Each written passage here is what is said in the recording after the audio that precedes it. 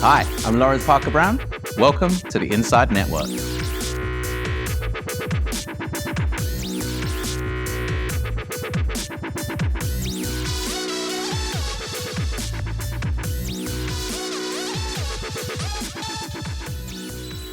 The science of central banks and monetary policy. For this in-depth for the Inside Network, I'm delighted to be joined by Mahmood Pradhan, Head of Global Macro at the Amundi Investment Institute. Rich experience, 30 years history in finance, including over a decade, as I understand, at the IMF. For our audience, Mahmood, could you give us a bit of a backstory in terms of your experience and your expertise? I joined Amundi this year as the Global Head of Macro, where I cover research and strategy, and part of the Global Investment Committee on asset allocation. I joined from the International Monetary Fund, where I was head of the Euro area work. So I worked for the IMF dealt with all the various governments and the European institutions through the Euro area crisis. And before that, I was leading the team for the IMF on Japan. And I had spent quite a few years in the private sector in the hedge fund world, a little bit different than in my current role, both as a portfolio manager and a strategist for emerging markets. And prior to that, I was also at the IMF, and I did the Indonesia program during the Asian crisis. And previous to that, which is going back to the early years, I was at the Bank of England working on monetary policy. So looking at central banks and monetary policy is in the blood. Could you tell us, Mahmood, what's the end game for central banks? Okay, the end game is how you go back to a conventional mode of monetary policy making. We've lived through a very long period, 15 years or so, of unconventional monetary policy making, where the central banks, the large ones, have acquired a lot of assets to keep interest rates and yields at very low levels. Unwinding that is the end game. They will need to do it in an orderly way. What they hold is about 30-50% of GDP. It's sizable. They can do it as long as they take their time and pay attention to market conditions of when they can unwind.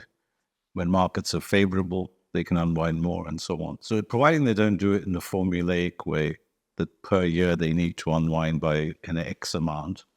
Secondly, I think more importantly than that, they'll have to pay a lot of attention to how much debt governments might issue during that period. There are a lot of demands on government spending, and governments may borrow. The US looks particularly worrying given debt projections of the federal government. We're at 33 trillion now. The Central Congressional Budget Office projects that we could be at 50 trillion plus in 2033 in 10 years' time. That's a tall challenge when central banks are also unwinding. So the end game is, I think they will manage, but it'll have to be done in a pragmatic way. Talking of pragmatism and reading the market, what if inflation falls earlier than expected? I think that's, if inflation falls earlier than expected, we will be on course for a soft landing, particularly in the US. That'll be a good outcome. And the reason I say it'll be more better prospects of a soft landing would be that the Fed would be able to maintain a less restrictive monetary policy. So if I was to turn the question around, whether we end up in a hard landing or a soft landing, in my view, really depends on how inflation performs. In the scenario you point to, if inflation falls faster, I think we have a better prospect of a soft landing. What's your perspective, Mahmood, on the global economy? It's normalizing and slowing.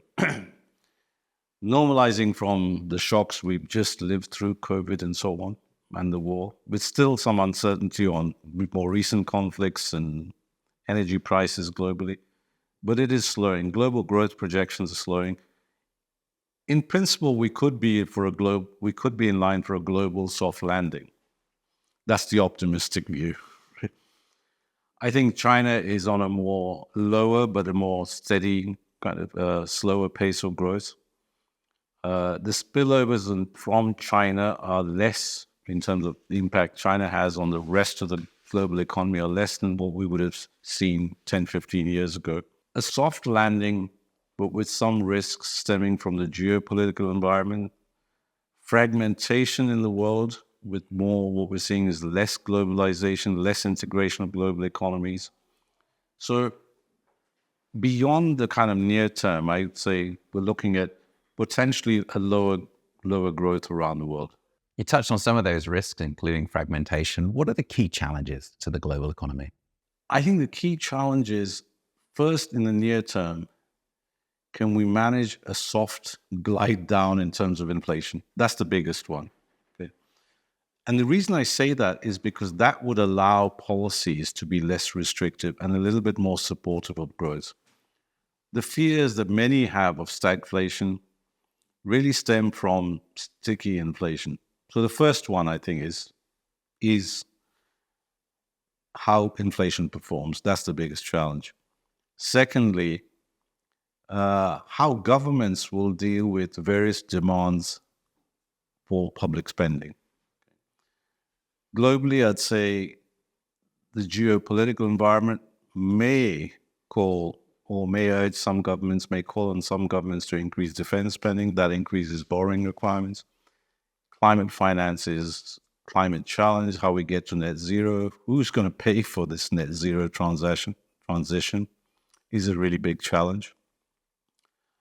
In my view, it's going to require a lot of incentives to encourage private sector investment. Like if I was in my old place, I'd say, and rightly the IMF calls for higher carbon taxation to incentivize more investment in green technology, to increase the returns on that. So that's a big challenge. What I see around the world is currently governments being less ambitious than they were a year or two ago about meeting some of the targets, such as the Paris Club Agreement targets, the Paris Agreement targets. I think that's political expediency, perhaps. That's a challenge, how we get to net transition to zero.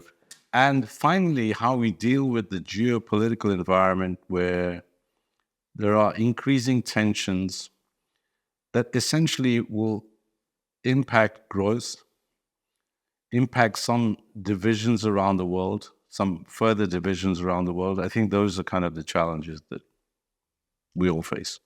Significant challenges. For investors, Mahmood, that want to see opportunity, how should they make sense of the current environment? I think one is, first, is navigating the slowdown. Some markets are still a little optimistic about what kind of returns one can expect from the equity markets. Okay.